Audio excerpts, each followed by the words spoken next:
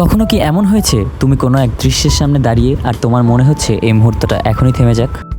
হ্যাঁ বন্ধুরা, সাজেকে আমার সাথে ঠিক এমনটাই হয়েছিল। পাহাড়ের এক পাশে দেখা যাচ্ছিল বৃষ্টি, আবার অন্য পাশে মেঘ, আবার কখনো কখনো দেখা যাচ্ছিল রোদের ঝলক।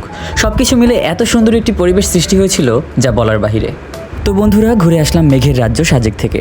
আজকের এই ভিডিওতে সাজেক যাওয়ার সম্পূর্ণ ট্যুর গাইডলাইন, সাজেকে ঠিক কোথায় কোথায় ঘুরলাম, কি খেলাম এবং কিভাবে কত টাকার ভিতরে সম্পূর্ণ ট্যুর কমপ্লিট করলাম, সব কিছু নিয়ে বিস্তারিত আলোচনা করব। তো আর কথা না বাড়িয়ে শুরু করছি আজকের ভিডিও। ঢাকা থেকে সাজেকের উদ্দেশ্যে রওনা দিতে হলে প্রথমেই ঢাকা থেকে খাগড়াছড়ির বাস নিয়ে নিতে হবে। ঢাকার গাবতলী, কল্যাণপুর এবং কলাবাগান ইত্যাদি জায়গায় ঢাকা থেকে খাগড়াছড়ির বিভিন্ন বাস অ্যাভেলেবেল।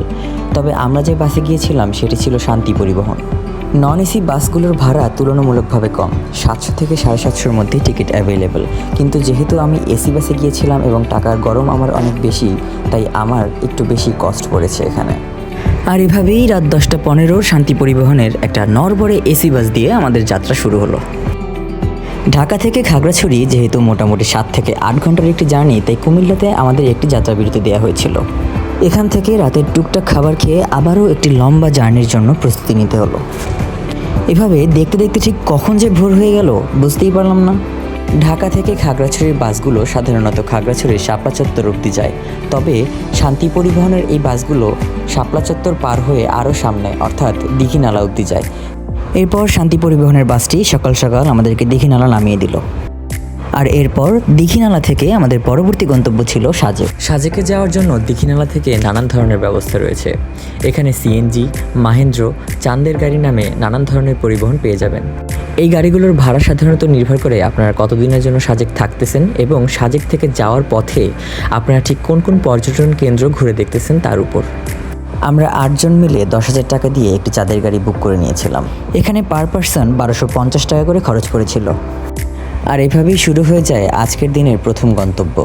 আজকের দিনে সাজেক যাওয়ার উদ্দেশ্যে প্রথম গন্তব্য ছিল বাগাইহাট আর্মি ক্যাম্প, কারণ সেখানে বাংলাদেশ আর্মির নিরাপত্তায় সকাল 10টার স্কোয়াডে আমাদের রওনা দিতে হবে সাজেকের উদ্দেশ্যে। জেনে রাখা ভালো, এখানে আর্মির 2টি স্কোয়াডের মাধ্যমে প্রতিদিন সাজেক নিয়ে যাওয়া হয়, সকাল 10টা এবং 2টা। যদি কোনোভাবে সকাল 10টার স্কোয়াড মিস হয়ে যায় তাহলে দুপুর 2টার আগে কোনোভাবেই সাজেকের উদ্দেশ্যে যাওয়া সম্ভব না। আর এভাবেই কিছুক্ষণের মধ্যে আমরা পৌঁছে গেলাম বাগাইহাট ক্যাম্পে। আর সেখানে ঠিক 10টা পর্যন্ত আমাদেরকে অপেক্ষা করতে হয়েছিল। ভাবলাম অপেক্ষা যখন করছি তখন আশেপাশের পরিবেশগুলো একটু ঘুরে দেখা যাক। তখন অনেকগুলো ফলের দোকান চোখে পড়লো, যেখানে পেঁপে, কলা, মিষ্টি লেবু, আনারস এরকম আরও নানান ধরনের ফলমূল ছিল। শুনেছিলাম পাহাড়ি পেঁপেগুলো নাকি অনেক মিষ্টি হয়, তাই একটু ট্রাই করে দেখলাম। বাহ, বেশ ভালোই তো লাগছে। যাই হোক, এরপর আর্মিদের নিরাপত্তায় শুরু হলো আমাদের পরবর্তী গন্তব্য। সাজেকে যাওয়ার পথে আশেপাশের পরিবেশগুলো এতটাই সুন্দর ছিল যে মনে হচ্ছিল অন্য কোনো জগতে চলে এসেছি। এভাবেই আশেপাশে নজর করা দৃশ্যগুলো এনজয় করতে করতে কখন পৌঁছে গেলাম সাজেক বুঝতেই পারলাম না। যাই হোক, চলে তো আসলাম সাজেক, কিন্তু এবার থাকবো কোথায়?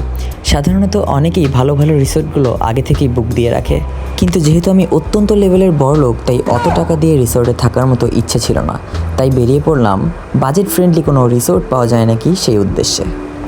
কম দামে এমন একটা রিসোর্ট খুঁজছিলাম যেখান থেকে খুব সহজেই মেঘ এবং আশেপাশের পরিবেশটা এনজয় করা যাবে। হুট করে চোখে পড়লো মেঘালয় রিসোর্ট নামে একটি রিসোর্ট। মোটামুটি ভালো রিসোর্টগুলো 4,000 থেকে 5,000 টাকার মতো কস্ট পড়ে যাবে। তাই ভাবলাম একটু বাজেট ফ্রেন্ডলি কোনো রিসোর্ট পেলে ভালো হবে, আর তার সাথে যদি পেয়ে যাই ভালো ভিউ তাহলে তো সোনায় সোহাগা। হ্যাঁ বন্ধুরা, এরকমই একটি রিসোর্ট পেয়ে গেলাম। এই কটেজের ভিতর থেকে আশেপাশের দৃশ্যগুলো অত্যন্ত সুন্দরভাবে উপভোগ করা যাচ্ছিল। আরও যেহেতু বাজেট ফ্রেন্ডলি ছিল তাই আমাদের জন্য তো সোনায় সোহাগা হয়ে গিয়েছিল। এখানে এক রুম পার নাইট আমাদের খরচ পড়েছিল 1800 টাকার মধ্যে। তবে যদি খাবারের কোনো প্যাকেজ নিতে চান তাহলে এক্সট্রা একটি কস্ট আপনাদেরকে দিতে হবে। যাই হোক, আর কথা না বাড়িয়ে রুমটি বুক করে ফেললাম এবং বারান্দা থেকে অত্যন্ত সুন্দর সব দৃশ্যগুলো উপভোগ করতে থাকলাম।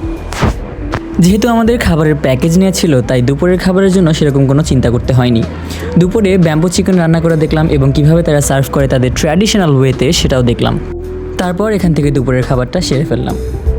দুপুরের খাবার খেয়ে রুমে গিয়ে বারান্দার দিকে তাকাতেই চোখে পড়লো অসাধারণ সব দৃশ্য।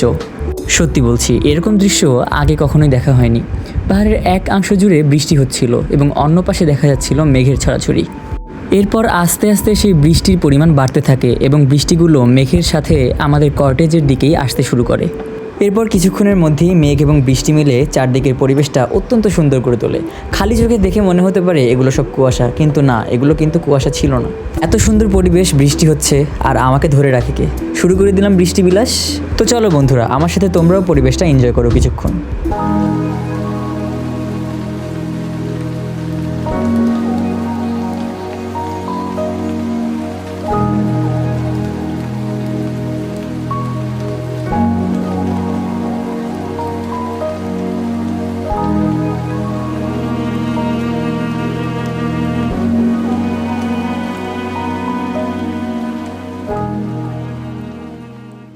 আর এভাবেই বৃষ্টিবিলাস শেষ হলো আমার। বৃষ্টিবিলাস শেষ করে আমাদের পরবর্তী গন্তব্য ছিল কংলাক পাহাড়ের দিকে।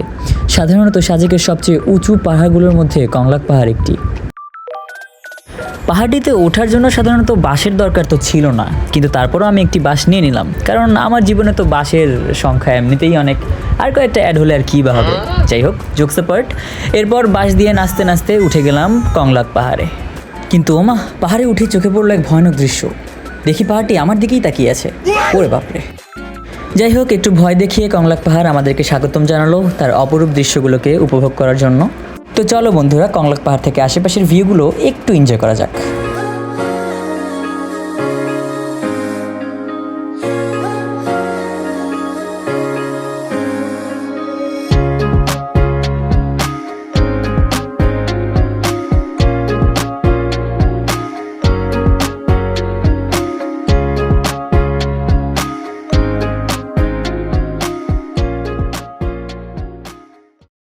পাহাড়ের ভিউগুলো এনজয় করছিলাম, তখনই চোখে পড়লো কিছু কুকুরের ছানা।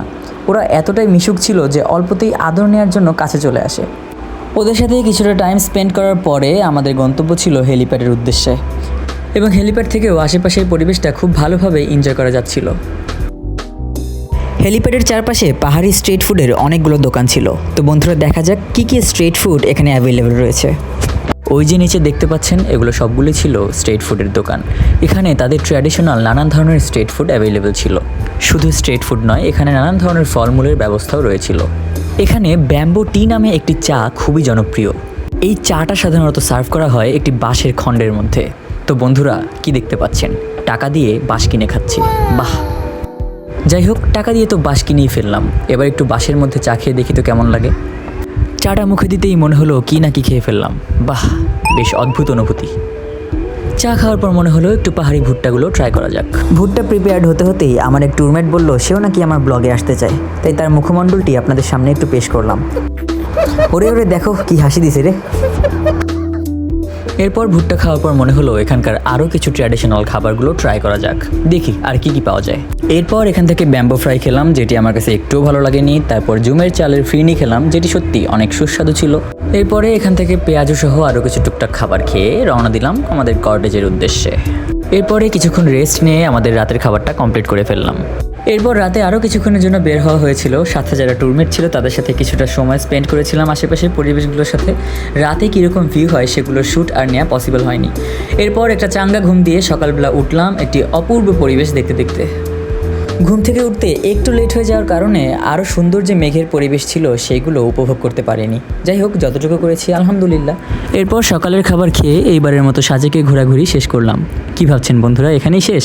না, যেহেতু আমরা চাঁদের গাড়ি বুক করে নিয়েছিলাম শুধুমাত্র সাজেকে ঘোরাঘুরির জন্য না, সাজেক থেকে ফেরার পথে খাগড়াছড়ির আরও সুন্দর সুন্দর পর্যটন কেন্দ্রগুলো ঘোরার জন্য। তাই চাঁদের গাড়িতে করে পরবর্তী আমাদের যে গন্তব্য ছিল সেটি ছিল চাঁদে। চাঁদে কেন, আমাদের পরবর্তী গন্তব্য ছিল রিসাং ঝর্ণা, আলুটিলা পর্যটন পার্ক এবং ঝুলন্ত ব্রিজ। তো বন্ধুরা, এই ভিডিওটি যেহেতু অনেক বড় হয়ে গেছে তাই এখানে বাকি পার্টগুলো দেখানো সম্ভব হচ্ছে না। যদি আমার এই ভিডিও আপনাদের ভালো লেগে থাকে তাহলে আমাকে অবশ্যই কমেন্ট করে উৎসাহিত করবেন, যাতে পরবর্তীতে এই ভিডিওর বাকি পার্টগুলো খুব দ্রুতই আপলোড দিতে পারি। তো বন্ধুরা, আজকের মতো এতটুকুই। পরবর্তী ভিডিও আসা পর্যন্ত সবাই ভালো থাকবেন। আল্লাহ হাফেজ।